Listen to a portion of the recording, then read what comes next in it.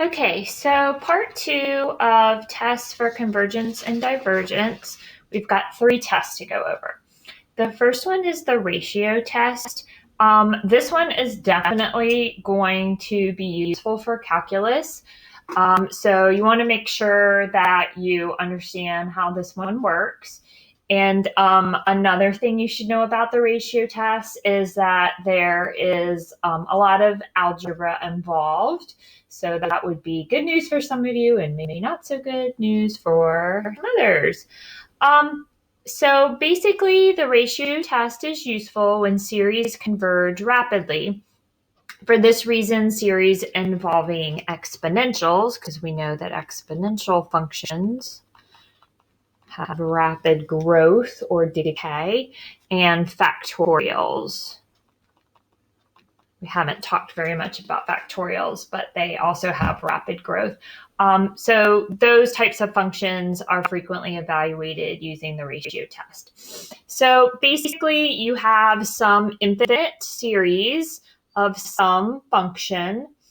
And what we're going to do is we're going to set up a limit to infinity where we're going to take the function and everywhere we see n, we're going to change it to n plus 1.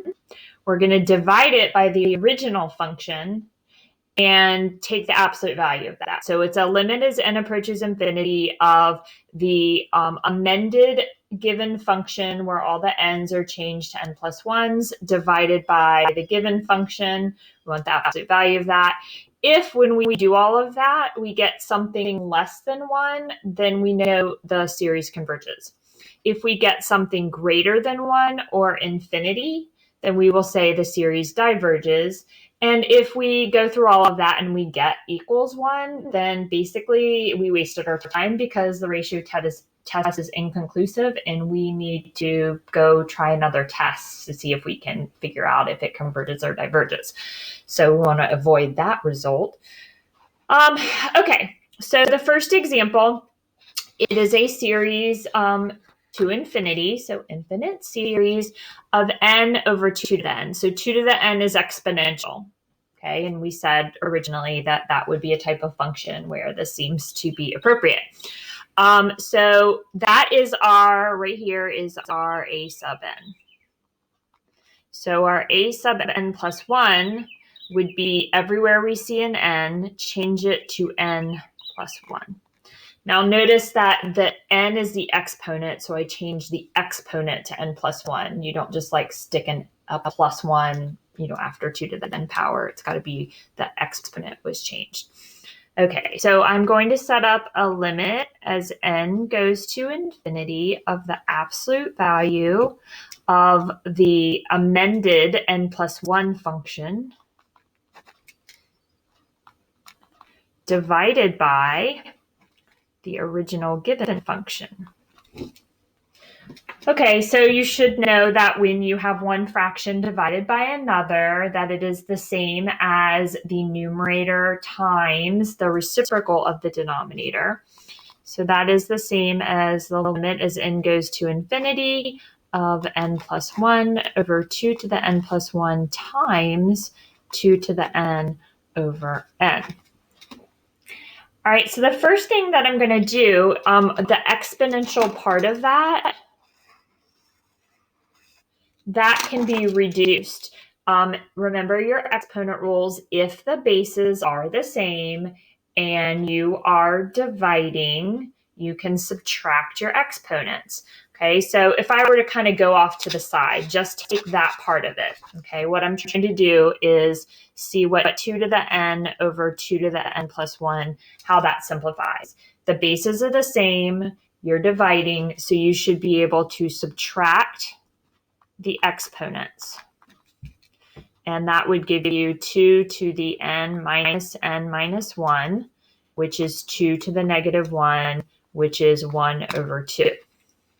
Okay, so all of that part that I circled, all just ends up when you take the like bases and subtract the exponents, you end up with the n's canceling. You end up with 2 to the negative 1, which is 1 over 2 to the first.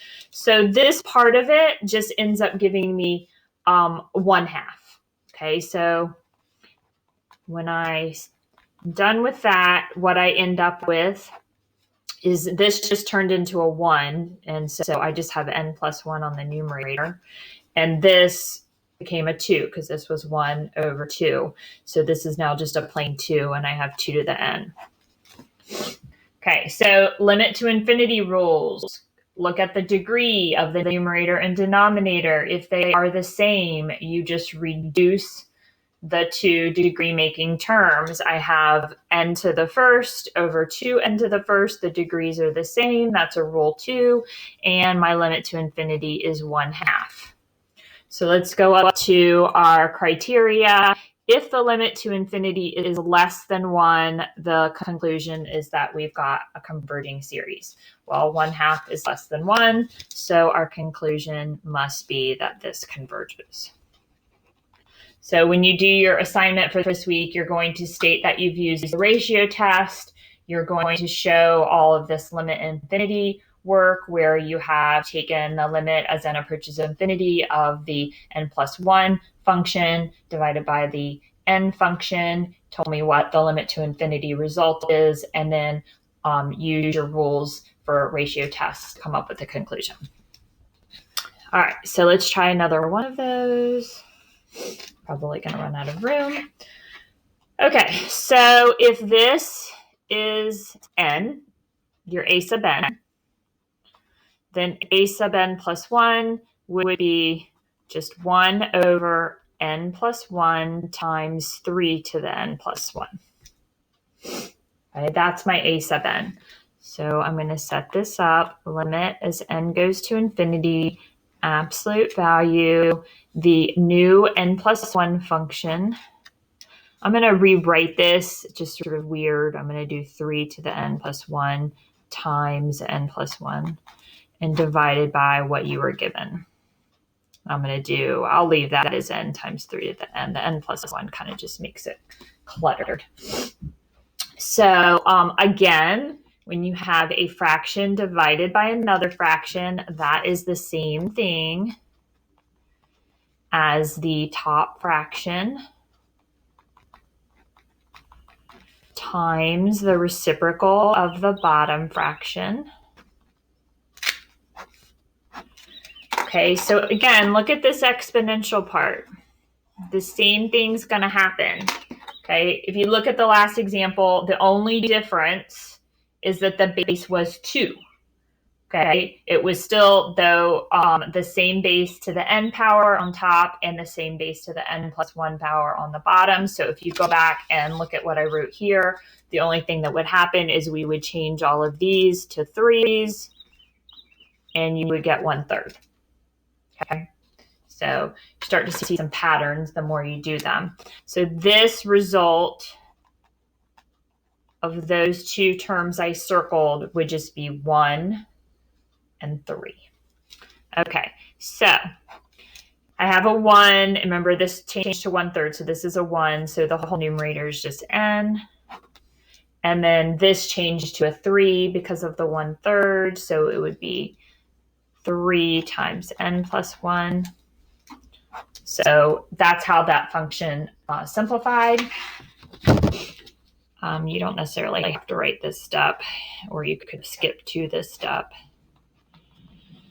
Now let's look at our limit to infinity rules. This is another rule 2. The degree of the numerator is 1. The degree of the denominator is 1. So you just take those two terms and reduce. You get 1/3. 1/3 is less than 1, so converges again. Hopefully you can see, you're not always going to get something less than 1 converges. If I just change this function a little bit so that you ended up with the 3 to the n plus 1 as your numerator and 3 to the n as your denominator, then instead of reducing to 1/3, it would reduce to 3, and that would make your limit 3, and that would make it greater than 1, and you would have a divergent series. So it would be easy enough to get that result. Okay, so the last example for the ratio test, we're going to use this factorial. It is going to come up in calculus, so you do want to be aware of what to do with a factorial. We just haven't spent much time on it.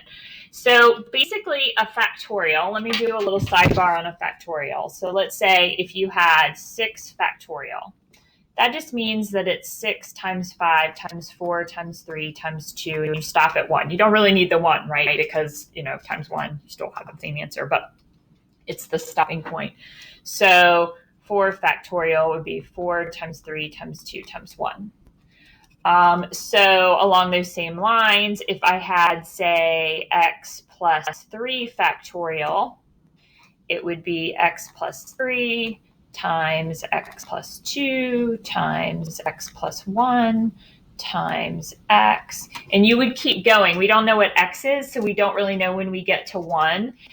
So then it would be, after x, it would be x minus 1, x minus 2, and we don't have, until we know what x was, we don't really know when to stop. We just keep decreasing by 1.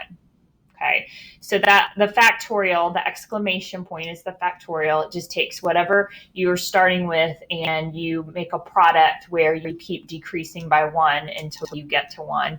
When x is involved, you don't really have a definite stopping point because we don't know when we get to 1. All right, so this again is your a sub n. So a sub n plus 1 would be n plus 1 to the n plus 1 over n plus 1 factorial. A lot of n plus 1 going on in there. So let's do our limit as n goes to infinity, absolute value, write the n plus 1 situation,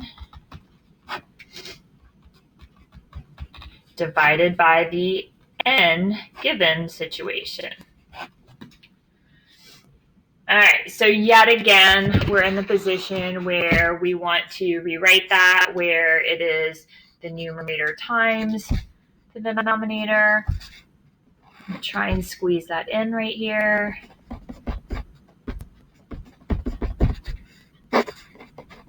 Clarify, times the reciprocal of the denominator. Okay, so we've got a couple things to do here to be able to simplify. The first thing we can do, though, is with the factorials. So I've got n factorial and n plus 1 factorial. Okay, so just like I did with this extra sheet of paper before, if I have n factorial over n plus 1 factorial. Okay, well, this is the bigger, right? N plus 1 is bigger than n. So that's the one I'm going to work on. N plus 1 factorial would be n plus 1 times 1 less than n plus 1, which is n. Okay, well, n is what I have in the numerator. So once I make the bigger factorial get down to whatever the smaller factorial is, I'm just going to stop right there. Okay, so think about it this way. If you had a number, so 4 factorial over 5 factorial, 5 factorial is the bigger factorial, and I can write 5 factorial as 5 times 4, and once that 4 matches what I have up here, I can just stop for the factorial on it. And then what happens is those cross out, and that's 1/5. So what happens with the ends is the same thing. Those cross out, and I get 1 over n plus 1. Okay, so that's what's going to happen here. My pen keeps breaking, so I think I'm pressing down too hard. You don't need to know that. Okay, so n factorial over n plus 1 factorial is just going to, the same way that I showed you in the example. Get organized here. Okay, I showed you that it just reduces down to 1 over n plus 1. So that part of my work, this will just be 1, and this will just be n plus 1, no more factorials. Okay, so my numerator now is n plus 1 to the n plus 1. Okay, because this is 1 over n plus 1. And then this is n plus 1. And then times n to the n. All right, that's pretty complicated looking. Okay, but we still have exponent rules we can use, because if the bases are the same and we're dividing, we can subtract exponents. This is an implied exponent of 1. So if I just kind of separate that off again, say, so I have n plus 1 to the n plus 1 divided by n plus 1, and just for clarity, I'm just going to write to the first power. So if the bases, n plus 1, is the same and you're dividing, you can subtract the exponents. So the result of this is just n plus 1 to the n power. Okay, so that part, the result of that is that I get in the numerator, because it's a bigger exponent here. So before I got a negative exponent and then I had to move it to the denominator. That didn't happen here. So the result here from reducing these things is that this is now the numerator.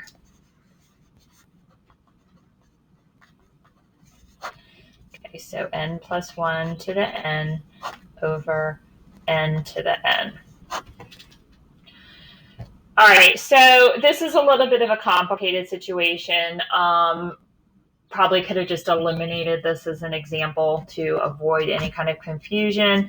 But this, you will see this again in calculus, but basically this is a common expression that simplifies down to 1 plus 1 over n to the n power, which that expression is represented by e. And we know the value of e is approximately 2.718, which is greater than 1. Okay, so I'm not going to give you one to do like that, but it's good for you to have seen it. So again, back to our rules, if your limit to infinity gets a result greater than 1, then your conclusion is that it diverges. So your conclusion here would be diverges. Okay, so you should be prepared to do examples like this with the exponential function. Absolutely. Having a understanding of how factorial works is good knowledge for you to have. But this whole, how this turns into a value of e is not as easily explained in our current situation. Okay, so that's the ratio test. The other two tests that we're going to talk about are the direct comparison test and the limit comparison test. So I put some Patrick JMT videos in for you if you want to watch them. One does go through the ratio test, and then the other one is direct comparison test and limit comparison. Okay, so basically, for any function that you would use direct comparison test, you should also be able to use limit comparison test, but it doesn't necessarily work both ways. The limit comparison test is going to turn into a limit to infinity problem. So if you are not feeling very confident about your limit to infinity rules, or it involves a function where the limit to infinity rules get into sort of a fuzzy area, then you would probably want to choose direct comparison test. But if it is something that would be easier to find a limit to infinity, then you want to choose the limit comparison test. There are cases where, the direct comparison test doesn't work and you have to choose a limit comparison test. And there are situations where if you try to use the limit comparison test, you might get down to a function where you aren't really sure what the limit to infinity is because it doesn't fit into one of those nice categories that we did for Rule 1, Rule 2, Rule 3. And then, the direct comparison test might have been the better choice. But in general, they are vaguely interchangeable. If you watch the Patrick JMT video, he does show you a specific function where the direct comparison wouldn't have worked and you would have had to do limit comparison.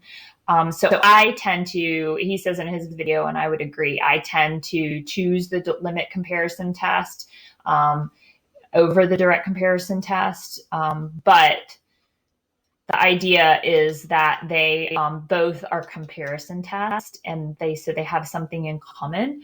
And so the reason they are called comparison tests is because what we're going to do is we're going to take the series that we're given and we're going to compare it to a type of function that we can more easily find whether it converges or diverges. Usually it's going to be, we're going to compare it to either a geometric series or a P series, which we covered last week.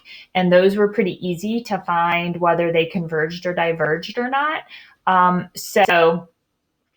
You can compare them to other types of functions, but that is often what the comparison is going to be. And then so you make a conclusion about the type of function you're comparing it to, and then you say that the given one also has the same result. Okay, so so far the series we examined fit a specific pattern to which we could match a specific test. Arithmetic geometric P series, alternating. We just saw the ratio test. If you see an exponential function or a factorial, the ratio test is probably going to be appropriate. But what if it's not quite geometric, or it's not quite P series? Like there's just sort of a constant or something that's standing in the way of it being a nice, neat geometric series or a nice, neat P series. Then we're going to use a comparison test. So basically, you have this function that you're given, and then you have this function that you're trying to compare it to, and you're going to decide if the comparing function converges, then the one you were given converges. If the comparing function diverges, then the one that you were given diverges. Okay, so it says if a sub n and b sub n are nth terms of two infinite series, and if we know the behavior of one of them, then the behavior of the other can be obtained by using the direct comparison test.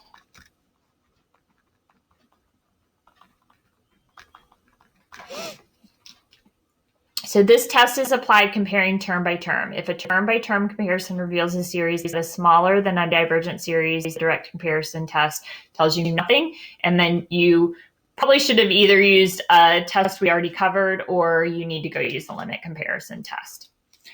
Okay, so this is probably one of the harder ones just to kind of get used to using, because the other ones, it's more easily determined what test would apply. But here, it's sort of like doesn't look like anything, and that doesn't fit the mold of any of the other tests, and that's kind of when you know it's comparison, because it's not quite fitting in any of the other categories. So for the first one, number 18, so this is your given. This is your given is your a sub n. So if we got rid of these coefficients and constants in here, that's kind of what you do. Like if you could just cover those up, that's how you decide what you can compare it to. So if a sub n is 1 over 3n squared plus 1, we could compare that to b sub n. And what if we just got rid of the 3 and the plus 1 from the denominator and just made it 1 over n squared? Well, that's a p-series, because a p-series is 1 over n to some power, and that power is a real number. Okay, so if we did this, if we compared what we were giving to this, then we could just say that this is a p-series. Remember, p-series, again, is 1 over n to some real number power, where p is 2. And if the p-value was greater than or equal to 1, then we said that it was a converging series. Okay, so we still haven't applied the test. We've just decided what we're going to compare it to, and that the comparing function converges.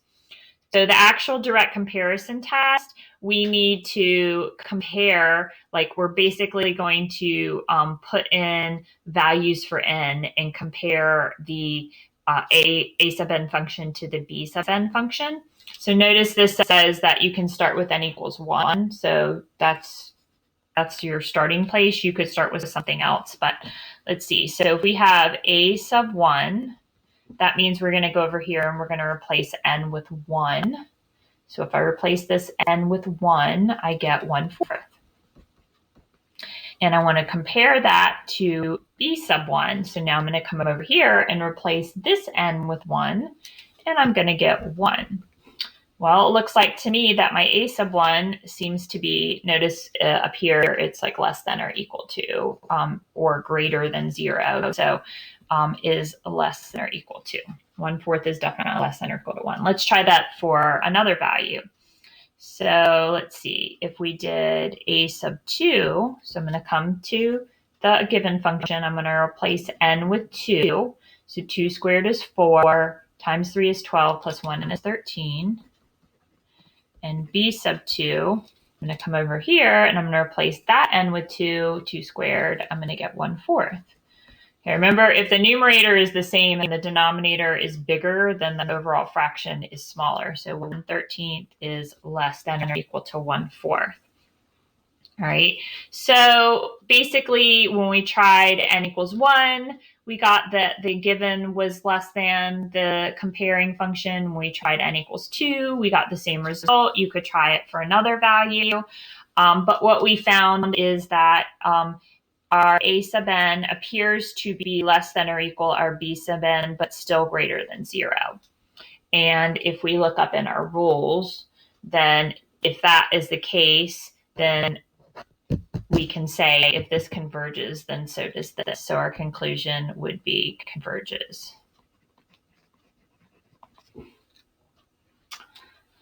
Okay, so let's try that for the next one.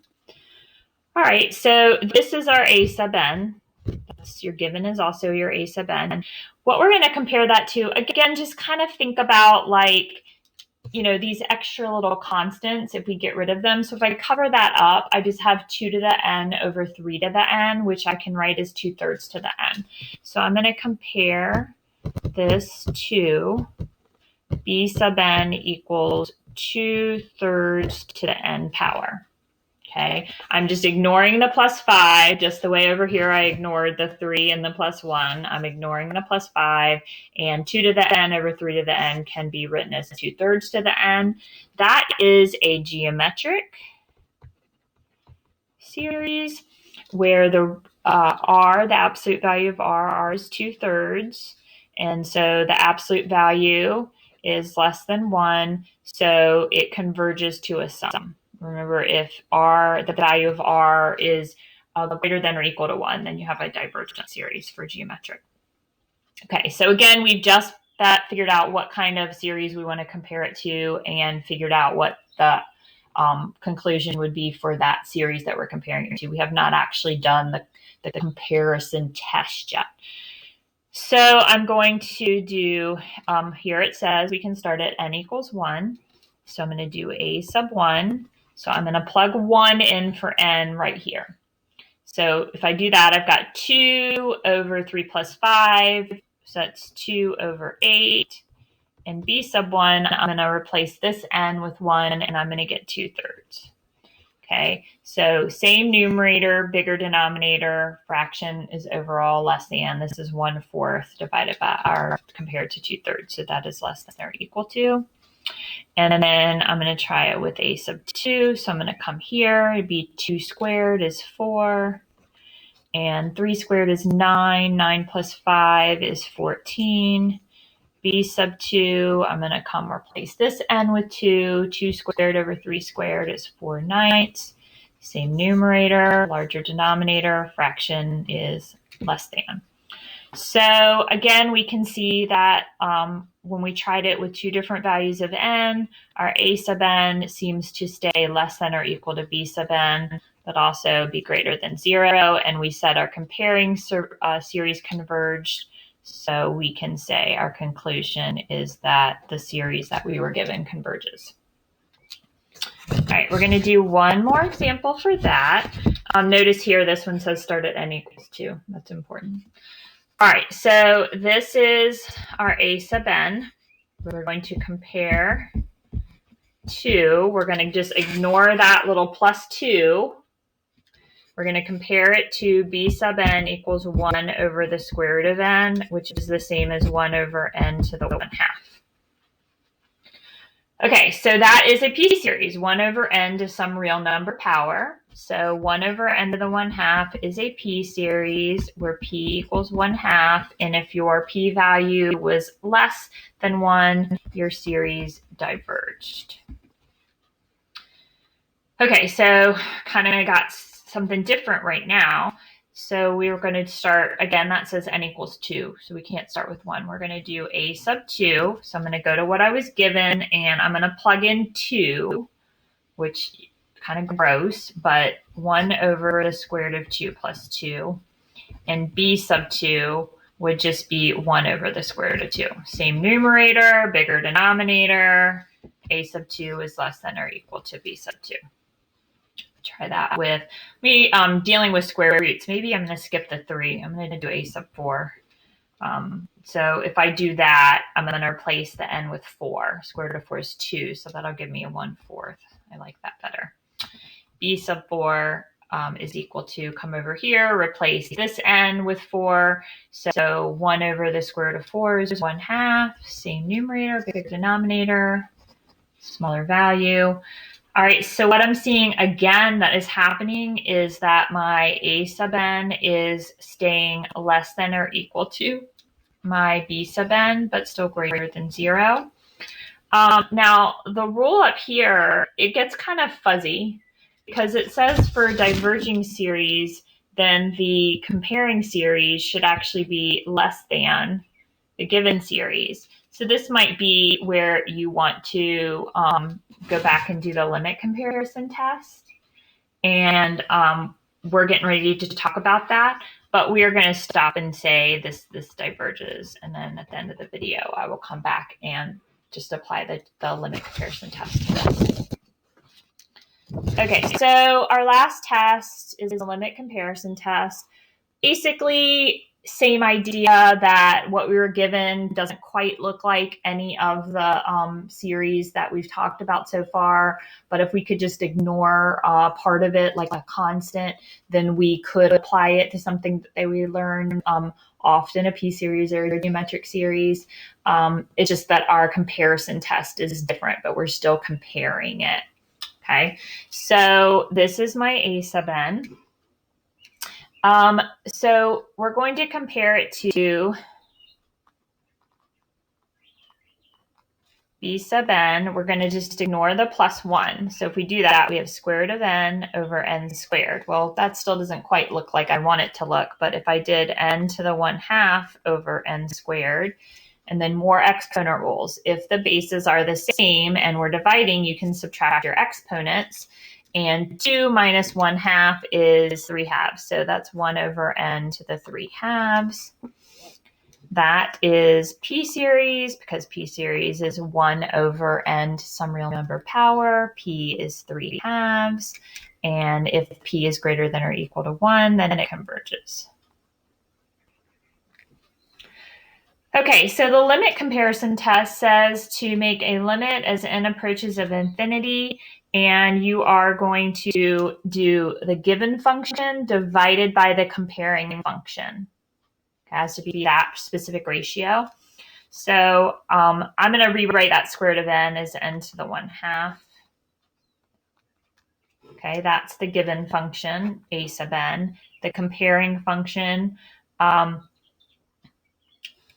you can write it either way, but you see how I wrote that as n to the 1/2, and before I reduced it, it had n to the 1/2. So that's actually going to be a smart choice to, instead of writing it as 1 over n to the 3/2, to write it this way because it's equivalent, because then I'll have something that I can cancel out. So for that reason, I'm going to do it. But you could also write 1 over n to the 3/2 and it would all work out.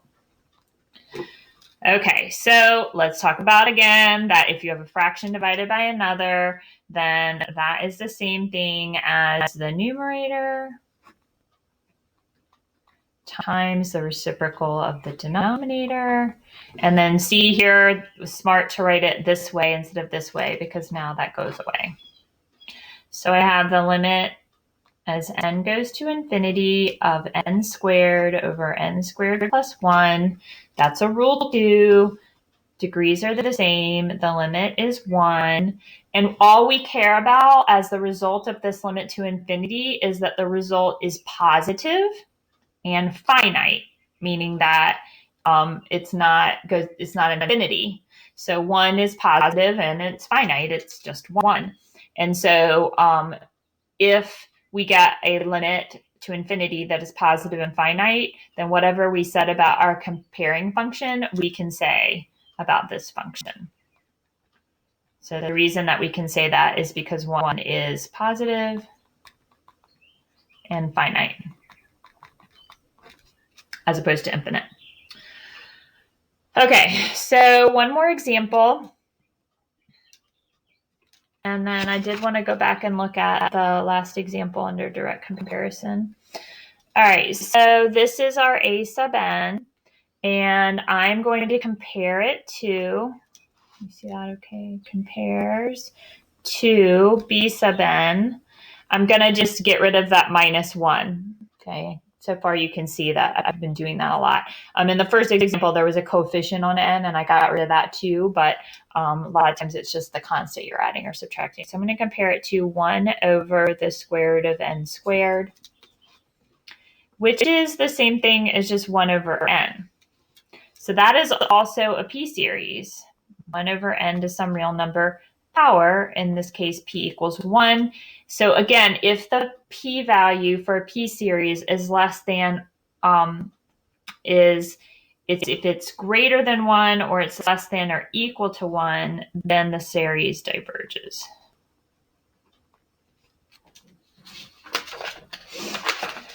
Okay, so that's why I put that like reference sheet in there, so you'd have something to look back for the rules each time. So if the value of p is less than or equal to 1, then it diverges. So we can do our limit as n goes to infinity, and again, it is the given function divided by the comparing function, and that is the same thing.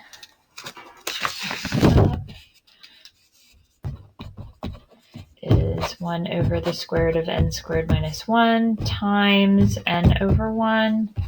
Just clean that up a little bit. N over the square root of n squared minus 1. So limits to infinity. Remember, we have the square root of n squared. The square root of n squared would be n. So this is still a rule 2 because we have the first degree here, and the square root of n squared would be n to the first power. So it's a rule 2. It reduces to 1. It would be positive or negative 1 with the square root, but since it's going to infinity, then we would use the positive. So this is 1. That is, again, positive and finite. And so if we said that our comparing series diverges, then we would say that this diverges. We would be done. All right, so if we go back here, let's say that for this one, and we did a limit to infinity. So if we did the limit comparison test instead, it would be the limit as n goes to infinity of the given function divided by the comparing function, which is 1 over the square root of n plus 2 times the square root of n over 1. So we'd have the limit as n goes to infinity of the square root of n over the square root of n plus 2. This would be a limit to infinity where the rule 2 applied because you have square root of n over square root of n, so the degrees are the same. And so that would equal 1, which is positive and finite. So you can see that it was right to say that it diverged because this p-series diverged, and if we applied the limit comparison test, we got a positive finite limit from the test. So it was right to say that that diverged. Okay, so the assignment for this week is the other half of the Series 1 worksheet, 11 through 20, and all of those should either use the ratio test, the direct comparison test, or the limit comparison test. For a lot of the comparison test problems, You could choose whichever one you like. You don't have to do a specific one, although occasionally you will choose the direct comparison test and it won't work out the way it's supposed to. So you would want to end up using limit comparison. And that's the assignment that you'll turn in. Make sure that you are naming the test, showing the work, and giving a conclusion. Okay, thanks.